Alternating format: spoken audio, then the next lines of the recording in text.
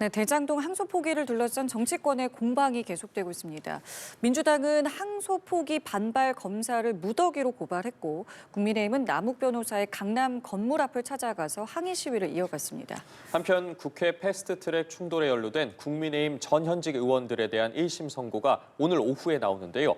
관련 내용 포함한 정치권 이슈들 조기현 전 민주당 법률위 부위원장, 강전애 전 국민의힘 대변인과 함께 짚어보겠습니다. 두 분 어서 오십시오. 안녕하세요. 안녕하십니까? 예, 먼저 검찰 인사부터 살펴보도록 하겠습니다.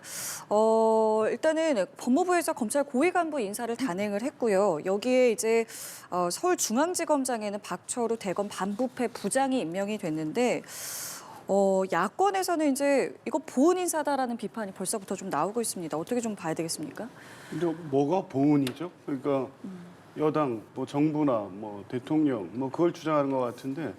이 항소 포기는 어쨌든 노만석 대행과 이 검찰 내부의 결정으로 최종적으로 이루어진 것이고요. 거기에 법무부가 의견을 냈다는 것이고 그 정도의 내용을 가지고 뭐 과정에서 중간에 했던 반부패 부장이 수사팀과 서울중앙지검과의 의견을 조율해서 최종 결정한 건 결국 검찰입니다. 그럼에도 불구하고 이거에 조직적 반발하고 집단 반발하면서 책임지겠다고 중앙지검장이 사퇴했으니 후속 인사로서 당연히 좋지 않은 것이고요.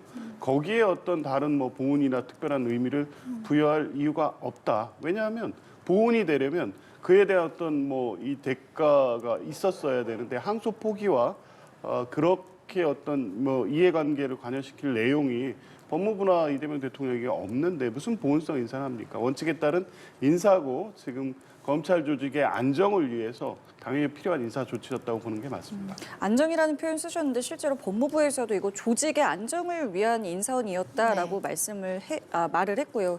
지금 저희 대변인님, 부위원장님께서도 이거 원칙에 따른 인사지 보훈은 아니다라고 말씀하셨습니다. 글쎄요, 우리 국민들께서는 그렇게 받아들이기는 좀 어렵지 않을까라고 생각을 합니다. 왜냐하면은 이번 인사가 나기 직전에 있었던 지금 어쨌든 민주당과 정부에서는 검사들의 항명이다라고 이야기한 부분에 대해서 저는 그것이 굉장히 정당하다라고 생각을 하거든요.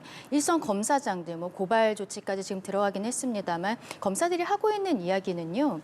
이 상황에까지 이르게 된 그 경위를 알려달라. 그리고 수사팀에서는 만장일치된 의견으로서 항소하겠다라고 생각을 했던 거잖아요. 그런데 지도부에서는 항소를 하지 않겠다라고 판단을 하게 된 법적 근거에 대해서 설명을 해달라라고 하는 것입니다. 이 설명을 일선 검사들뿐만이 아니라 우리 국민들께서도 굉장히 궁금해하시는 부분이다라고 생각을 하는데 설명을 하지 않고 이것을 항명이다라고 누르면서 또 문제 제기를 했었던 중앙지검장이라든지 그리고 노만석 검찰총장 직무대행 이런 사람들의 자리가 빠지자마자 이렇게 이 과정에 있어서 항소 포기 사태에 있어서 관여를 하고 그 중심에 있었던 사람을 중앙지검장으로 임명을 한다는 것은 누가 보아도 시기적으로 참 이상하다라는 생각을 할 수밖에 없는 것이죠. 검사장들이 지금 잇따라서 사퇴를 하지 않을까라는 걱정들도 있습니다만 지금까지는 2명 정도가 스스로 사퇴 의사를 밝힌 것으로 조금은 잠잠해지고 있는 상황입니다. 그 상황에서 어쨌든 법무부 장관 스스로가 검찰의 안정이 필요하다라고 이야기를 했거든요. 그렇다면은 본인들의 뜻에 따라줬던 사람에게 당근을 주는 형태의 인사가 이번에 있었던 것이 아닌가 그렇게 생각합니다. 예, 두 분 각각의 지금 입장처럼 정치권에서도 검찰의 대장동 항소 포기를 둘러싼 충돌이 계속되고 있습니다. 여야의 발언 준비해봤는데요. 듣고 나서 대담 이어가 보겠습니다. 정치검찰의 문제는 이제 명확합니다. 최근 법원의 판단은 이재명 대통령 사건이 정치적 의도가 짙은 억지 조작 기소였다는 점을 확인시켜 주었습니다. 그게 대통령이든 법무부 장관이든 법무부 차관이든 검찰총장 대행이든 그 누구라도 함께 7,800억을 토해내야 할 것입니다. 네, 민주당 김병기 원내대표의 발언처럼 민주당에선 지금 이거 정치검찰의 문제다라면서 재차 화살을 검찰로 돌리고 있는데 이러한 상황 속에서 지금 범여권의 법사위원들이 항소 포기 결정에 반발한 이 검사장 18명을 국가공무원법 위반 혐의로 무더기로 이제 고발을 한 상황입니다. 그런데 이 과정에서 약간의 또 마찰음이라고 해야 될까요? 좀 이야기들이 나오고 있는 부분이 당 지도부와 지금 상의 없이 이러한 부분이 이루어졌다라고 하면서 김병기 원내대표도 관련해서 어쨌든 입장을 내놨습니다. 어떻게 좀 들으셨습니까? 김병기 원내대표의 뭐 입장을 보니 법사위가 단독으로 지도부와 협의 없이 이제 고발장을 제출을 한 것 같습니다. 이제 그 부분에 대해서 문제 제기를 한 것이고 지난번에도 한번 이제 비슷한 문제가 있었는데 이런 사안 같은 경우에 사실 지도부 차원에서 전략적으로 잘 관리해야 될 이슈입니다. 검찰의 이 조직적인 집단 행동 자체가 국가공무원법에 위반된다. 그리고 검찰 지휘부의 결정에 대한 항명이다. 이에 대한 강력한 조치가 필요하다. 그래서 검사징계법을 폐지하고 검찰청법을 개정하는 입법적 절차에 돌입한 상태입니다. 이건 지도부 차원의 결정이었고 이제 그 과정에서 검찰 조직의 이 상황에 어떻게 대처하는지를 보면서 후속 대책을 논의해가는 과정인데 이 고발장을 제출함으로써 이제 고발 자체가 이슈가 되는 상황이 된 겁니다. 그러니까 지도부 입장에서는 전체 상황 관리를 하면서 입법적으로 아니면 정치적으로 대응을 하는 데 있어서는 당이 같이 움직여야 되는데 이렇게 먼저 치고 나가고 이런 것이 정치적 부담이 될 수도 있다는 부분을 김병기 대표가 우려를 한 것 같고요. 누구보다도 김병기 원내대표가 이번 사안에 대해 검찰의 잘못된 행태에 대해서 가장 강경한 입장을 갖고 있습니다. 그걸 해결하기 위한 여러 절차를 원내 안에서 이제 고민하고 있던 상태에서 법사위가 이제 이런 식의 먼저 이 행동을 한 것에 대해서는 문제가 있고 어쨌든 외부적으로 보기에 여당은 국민들께 좀 안정감을 보여줘야 되고 어떤 이슈에 대해서도 뭔가 이 여당 내에서 이렇게 갈등이 있는 것처럼 비춰지는 것은 매우 바람직하지 않습니다. 그러니까 향후에 적어도 법사위든 원내 지도부든 아니면 뭐 정청래 당대표 등 이런 사안에 있어서 마치 당이 계속적으로 갈등이 있는 가운데 몇몇 이 강경 의원들이 판을 주도하는 것처럼 비춰져서는 안 된다. 이런 부분에 대한 공감대는 형성되는 것 같습니다. 여당 내 상황이긴 합니다만 어쨌든 외부에서 바라보는 이 상황 좀 어떻게 느끼셨는지 여쭤볼게요.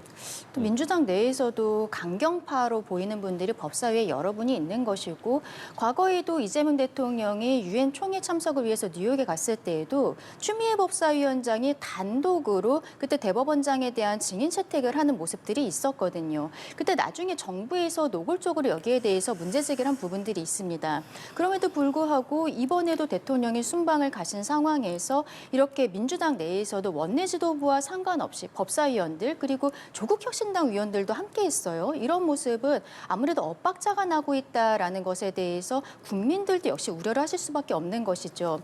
이번 사안에 대해서는 앞서 제가 말씀드렸듯이 일선 검사들의 요구가 저는 전혀 무리하다고 생각하지 않거든요. 법적인 판단 그리고 그 사실관계에 대해서 어쨌든 국민들께서도 알고 싶으시다는 생각을 많이 갖고 계실 텐데 이것은 계속적으로 누르면서 심지어 고발 조치를 하는 것을 단독으로 진행했다라는 것은 정성호 법무부 장관도 검사들에 대한 징계, 강등 여기에 대해서 기자들이 물어봤을 때 지금은 거기까지 나가면 안 된다라는 형태로 좀 캄다운하는 그 답변을 했습니다. 그런데 법사위 안에서 이렇게 나왔다라는 것은 자기 정치를 하는 과정들이 분명히 있을 것이라고는 생각을 합니다만 결국에는 대통령에게 부담을 주는 행위를 법사위 일부 위원들이 하고 있다. 여기에 대해서는 당내에서의 처리가 있어야 되지 않을까 싶습니다.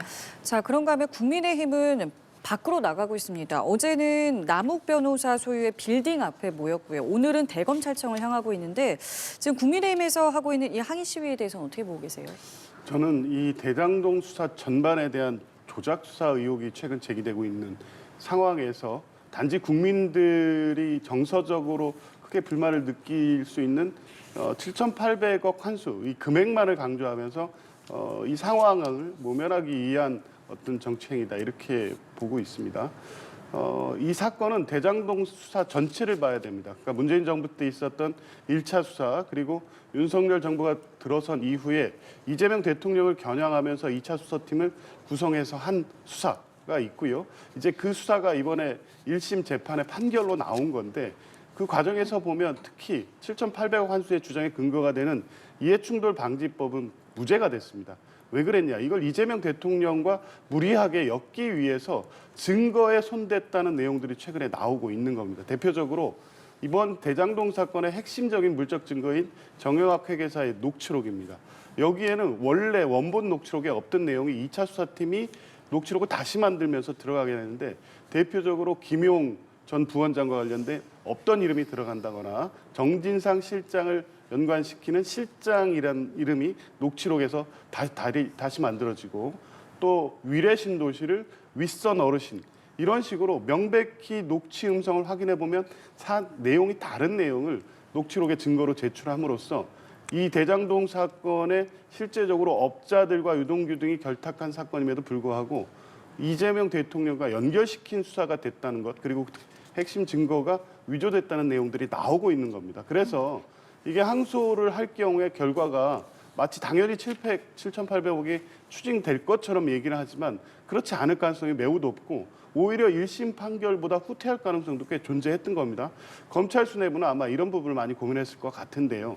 특히 정영학 이 회계사의 녹취록 내용 중에 정영학 회계사가 최근에 번복한 내용 핵심적으로 평당 분양가를 1,400만 원으로 하느냐 1,500만 원으로 하느냐에 따라서 배임 액수가 달라지기 때문에 배임 액수를 원래 정영학 회계사가 얘기했던 대로 1,400만 원으로 했을 경우에 실제 분양 수익이 4,800억이 되고 그래서 그중에 1,830억 정도를 확정적 이익으로 환수하는 거로 했다면 배임 자체가 성립되지 않을 가능성도 분명히 있습니다. 법리적으로 여러 가지 위험성이나 이런 부분이 있고 이 항소를 한다고 해도 이 이해충돌 방지법의 무죄가 번복되지 않는 한 추징 가능성이 더 높아지는 것도 아님에도 불구하고 이런 법리적 내용들은 다 제외시켜 놓고 마치 항소만 했으면 7,800억이 다 추징될 수 있었던 것처럼 주장하는 것은 법리적 주장도 아니고 실제 사실관계도 왜곡했다고 봅니다. 그 핵심적인 문제는 이 관련 이 무죄가 나올 수밖에 없는 무리한 수사를 하고 그 기소를 한 당시 수사팀에 있는 것인데 그걸 가리기 위해서 7,800억 부문을 강조하고 있다. 이렇게 볼 수밖에 없습니다. 예. 그런데 지금 1심에서 480억 정도밖에 추징이 안 됐단 말이에요. 근데 민주당에서도 지금 1심 판결문을 근거로 하면서 7,800억이 아니라 1,128억이 아니냐 이런 이야기들도 하고 있습니다. 그렇다면 만약에 1,128억이라고 한다고 해도 남아있는 부분들이 있잖아요. 한 700억 정도가 지금 환수가 되지 않았는데 그럼 그런 것들은 어떻게 할 것인지 이것이 정의에 맞는 것인지 국민들께서는 그 부분을 궁금해하고 계시는 겁니다. 결국에는 이번에 1심 판결문에서는 특경가법이 적용이 되지 않은 것이 이 배임 액수에 대해서 지금으로서는 명확하게 산정을 하기 어렵다는 거예요. 그러면 항소심에 갔을 때 지금 조 변호사님 말씀하신 것처럼 7,800억 원이 모두 인정되지 않을 수도 있습니다. 그럼에도 불구하고 지금 485억으로 나온 부분은 또 뇌물과 관련한 부분들이거든요.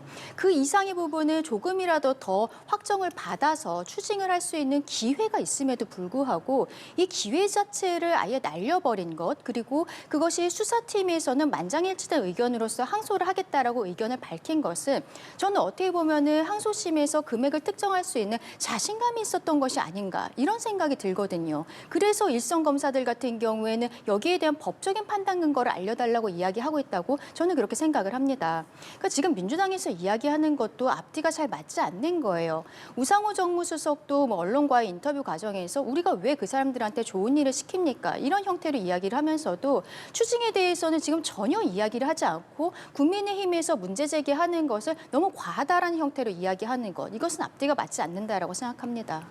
알겠습니다. 자, 다음 주제로 넘어가 보도록 하겠습니다. 지금 정부가 론스타를 상대로 승소한 가운데 이번 승소가 과연 누구의 공이냐 놓고서 계속해서 지금 이야기가 나오고 있습니다. 민주당과 김민석 총리 같은 경우에는 지금 이재명 정부의 성과다, 현 정부의 성과 아니냐라고 이야기를 하고 있는 상황이고 국민의힘에서는 과거에서 민주당이 승소 가능성이 낮다고 좀 깎아내리지 않았냐라고 이야기를 하는 과정 속에서 한동훈 전 대표 같은 경우에는 나아가서 지금 그때 왜 반대했는지 이야기하고 국민께 사과해야 된다라고까지 입장을 내놨습니다.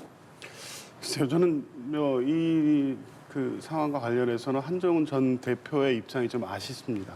민주당에서도 그렇고요. 김민석 총리도 아마 입장을 발표했을 텐데 당시 이번 취소 판정 신청을 한 한동훈 전 대표의 결정이 잘했다. 그래서 이 결과까지 이어졌다는 부분에 대해서 인정합니다. 한동훈 대표가 쉽지 않은 취소 소송, 그러니까 확률이 실제 매우 낮음에도 불구하고 그 여러 가지 수사를 했던 경험들을 바탕으로 해서 국민의 세금이 낭비되는 것을 막겠다는 결단을 해서 취소 판정을 제기했고 그게 이번 승소로 이어졌기 때문에 당연히 그 결정을 했던 한동훈 전 대표의 그 결정이 잘했다 평가할 만하죠.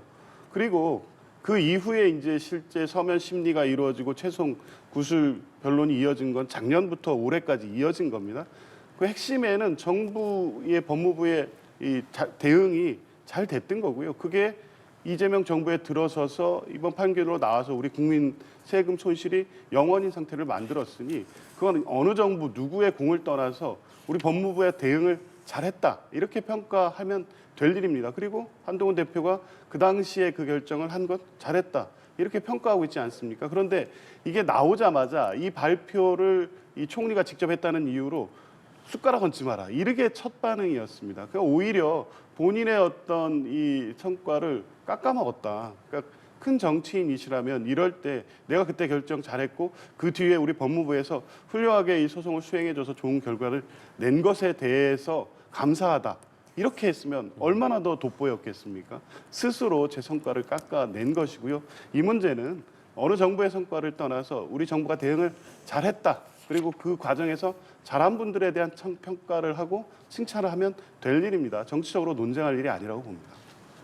네, 여기에 대해서는 결국에는 뭐 국민의힘 정부, 민주당 정부 누가 더 잘했느냐가 아니라 그냥 우리 대한민국이 잘했다라고 저는 그렇게 결론을 내고 싶습니다. 예. 근데 이 상황에 대해서 승소했다는 판결을 좀 특이하게도 김민석 국무총리가 직접 대국민 담화처럼 이야기를 했습니다. 근데 그 과정에 있어서 이재명 정부의 공이라는 형태로 얘기를 했기 때문에 저희 국민의 입장에서는 좀 서운한 부분들이 있는 것이고 특히 한동훈 당시 법무부 장관 같은 경우에는 취소 소송에 대해서 당시 민주당에서는 이자가 늘어나고 소송 비용도 물어줘야 될 가능성이 높다. 여기에 대해서는 안 하는 것이 좋겠다라고 굉장히 압박이 있었음에도 불구하고 본인이 여기에 대해 밀고 나간 추진력이 있었던 것은 사실이거든요. 그렇다면은 그리고 뭐 마지막 변론 기일도 올해 1월이었었기 때문에 이재명 정부가 들어오기 전이었다. 이런 이야기들도 나오고 있습니다. 하지만 이것은 결국에는 우리 정부에서 또 좋은 변호사들과 함께 모두가 열심히 노력을 해서 이루어낸 성과라고 생각을 하는데 이렇게 그 정치권에서 내가 잘했네, 네가 못했네 이런 형태로 이야기하는 것은 좋은 소식이 왔음에도 불구하고 국민들께서는 눈살을 찌푸리시는 상황이 되지 않을까 이런 이야기는 더 이상 하지 않는 것이 좋겠다라고도 생각합니다.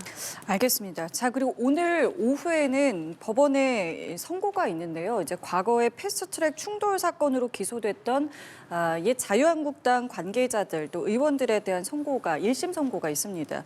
일단 쟁점으로 볼 수 있는 것은 이것이 이제 과연 정당한 의정 활동이었느냐 이제 이 부분일 텐데 일단 오늘 재판부가 어떤 판단을 내릴지 상당히 이제 주목이 되고 있습니다. 게다가 이게 5년 10개월 만에 이제 1심 선고가 나오는 거기 때문에 더 결과에 관심인데 일단 두 분께서는 이 쟁점이 어떻게 좀 이제 재판부에서 해석을 할 것 같으신지 먼저 좀 관측을 듣겠습니다. 뭐 지금도 자료 화면에 나오고 있습니다만 당시 이 장면들은 전부 생중계가 됐습니다. 그 행위 내용들은 특수공무집행 방해 그리고 국회법, 국회 성진화법이라고 칭하는 의사 진행이나 회의 진행을 방해하는 행위가 해당됨이 명백합니다. 그러니까 법리적 다툼의 여지도 없이 사실관계로서 이미 법률 위반의 혐의는 입증이 됐다고 보여져서요. 실형 선고, 집행유예까지 포함해서 면하기 어렵습니다. 이 무죄 가능성은 거의 없다고 보여집니다. 그러니까 당시에 뭐 이 빠루로 상징되는 저 의사진행 반행은 국회 선진화법을 통해서 동물국회를 막자고 여야가 합의해 처리한 내용에 정면으로 위배되는 거고요. 정치적인 어떤 의미의 합의를 깼다 이런 것보다도 명백하게 국회법과 특수공무집행 방해 혐의가 인정이 되기 때문에 당연히 마땅히 유죄 판결이 나올 수밖에 없는 사건이다 그렇게 봅니다. 예, 어떻게 예상하세요? 근데 저 빠루 이야기를 하셔서 저거를 썼던 것은 사실상 민주당 당직자들이었던 것이고 그럼에도 불구하고 그걸 국민의힘 쪽에서 그 당시에 보수 쪽에서 가지고 와서 압수를 한 다음에 원내대표였던 나경원 의원에게 전달을 해서 나경원 의원이 그것을 들고 있으니까 그 이후로 나경원 빠루 이런 이미지가 구축이 됐었던 거거든요. 그만큼 어떻게 보면은 당시 국민의힘 입장에서는 시위는 최소한도로 막아야 했습니다만 결국에는 저런 형태의 무력 시위가 있었던 것은 사실입니다.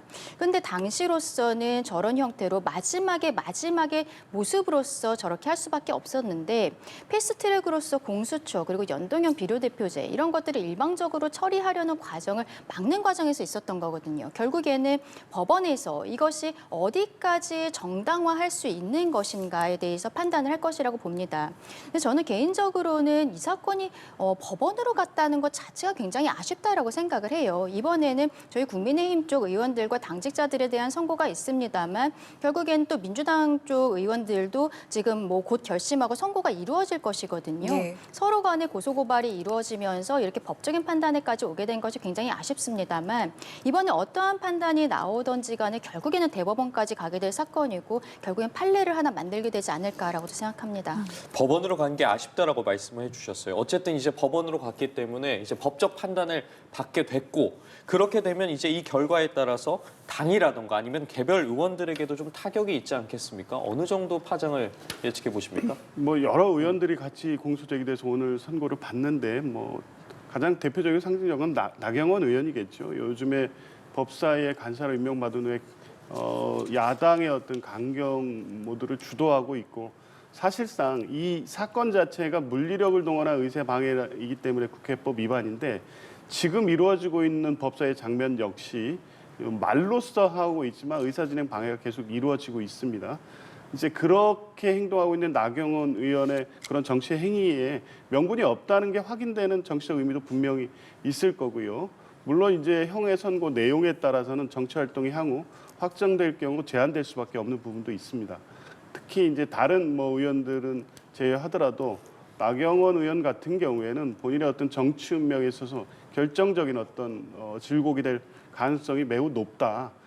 만약에 1심 판결이 어떻게 나오든 간에 뭐 항소를 하겠죠.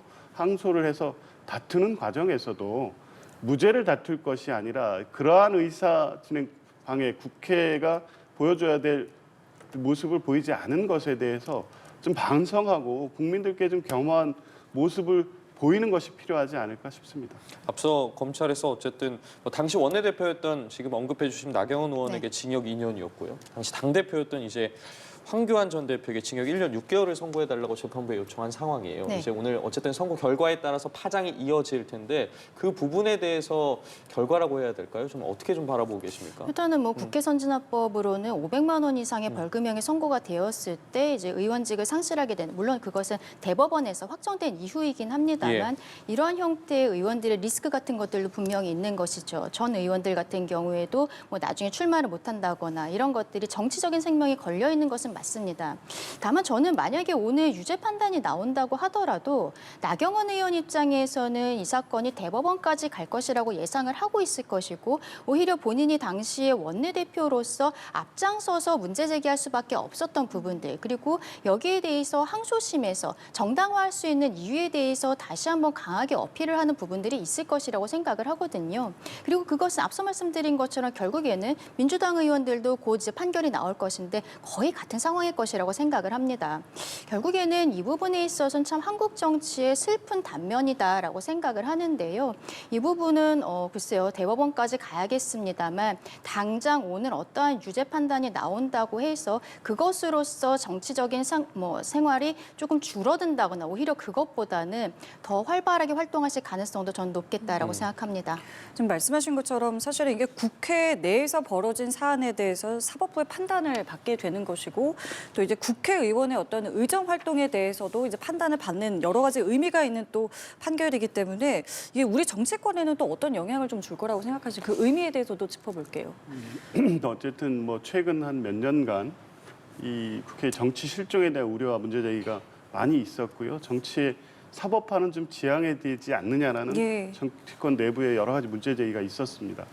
근데 이 대립이 어쨌든 극단적으로 갈 수밖에 없었던 상황은 지금 지금 나경원 의원의 당시 패스트트랙 사건 이후로 여야 관계 대치가 극단적으로 간 것이고 그 최종 귀착점이 사실은 지난 비상계엄 내란이라도 봐도 무방합니다. 그런데 그 이후에 이제 오히려 그런 부분에 대해서 뭐 여야 공이 반성적으로 좀 성찰을 하고 새로운 여야 관계의 정립을 위해서 노력을 했었어야 되는데 여전히 이제 갈등과 대립이 심화되고 있는데요.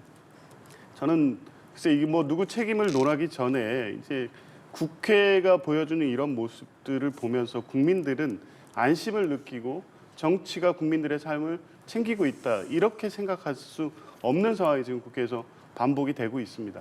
이재명 대통령께서는 대통령 취임 이후에 야당과의 관계 개선에 대해서 굉장히 적극적으로 나서고 있고 실제 이미 여러 차례 오찬 회동을 통해서 여야 관계의 협치를 부탁하고 협력을 구하고 있음에도 불구하고 그걸 뿌리치고 외면하고 있는 게 지금 국민의힘입니다. 이제 그런 측면에서 보면 풀어야 될 문제가 한두 개는 아니지만 적어도 이재명 대통령은 여야를 떠나서 전 국민의 대표자로서 대통령으로서 국정을 운영해 나가고자 하는 의지가 분명하기 때문에 야당이 좀 전향적인 입장을 보인다면 협치하는 국회 또 싸울 땐 싸우더라도 국민들을 위해 필요할 때는 같이 협력하고 국회를 안정적으로 운영하는 모습을 보여줄 때가 됐다. 저는 아무래도 이런 이 상황에서는 야당의 어떤 결단과 역할이 필요하다라는 말씀을 드리고 싶습니다. 야당의 역할이 결국에는 필요하다는 말씀을 하셨는데 앞서 보면 슬프다, 아쉽다 이런 표현 네. 쓰셨어요. 이게 어쨌든 이 결과로 우리 정치권에 어떤 변화라든가 영향 좀 있을 거라고 보시는지요? 근데 앞서 제가 이 사건이 정치적으로 해결을 해야 될 것인데 법원으로 간 부분 이게 아쉽다라고 말씀을 드렸는데 근데 또 생각을 해보면은요 이 패스트트랙 사건이 이렇게 기소가 돼서 재판을 받지 않았다면 지금도 저런 사건들이 반복되고 있었을 가능성도 있다고 생각을 합니다. 일단은 재판 중인 것들이 있기 때문에 그 이후에는 국회의원들이 물리적인 충돌에 있어서는 자제하는 상황이 되지 않았나라는 생각이 들고요. 다만 지금 야당에서 전향적으로 나와야 된다라고 조 예. 부위원장님께서 말씀을 하셨는데 이거는 좀 공감하기가 어려운 부분들이 있습니다. 지금 민주당에서 보여주고 있는 모습들, 야당을 어떠한 대화의 파트너로서조차 인정하지 않고 있는 모습들이거든요. 아까 잠깐 이야기가 나왔었던 나경원 의원의 법사위 간사 선임 문제라든지 그리고 처음부터 국회의장을 1당에서 가져가고 2당에서 법사위원장을 가져가는 그동안의 국회의 관행 이런 것들이 어떤 규정이 없다라는 이유로 민주당 측에서 일방적으로 무시하는 모습들을 계속 보이고 있는 것이 사실입니다. 대통령께서는 협치를 이야기하고 계십니다만 그것도 이제는 진정성을 좀 이해할 수가 없는 부분들이 있어요. 특검 측에서 저희 국민의힘에 대해서 당원 명부에 대한 압수수색이라든지 그리고 현직 의원들에 대한 계속적인 압수수색 그리고 영장 청구 이런 것들이 잇따르고 있는 상황에서 대통령께서 정치 보복하지 않겠다라고 말씀하셨던 것도 이제는 빛을 잃지 않았나라고 생각이 듭니다. 저는 오늘 어떠한 판결이 나오던지 간에 이 국회 안에서 이걸 좀 해결을 해야 된다고 생각을 하거든요. 국회의장께서 여야의 원내대표들을 모아놓고 다시 한번 이 판결이 어떻게 나오던지 간에 새로운 국회를 만들자라고 결의하는 모습을 한번 보여줬으면 어떨까라고도 생각합니다. 예, 알겠습니다. 오늘 오후의 상황까지 좀 저희가 지켜보도록 하겠습니다. 오늘 두 분 말씀은 여기까지 듣겠습니다. 지금까지 조기현 전 민주당 법률위 부위원장, 강전애 전 국민의힘 대변인과 함께했습니다. 두 분 고맙습니다. 감사합니다.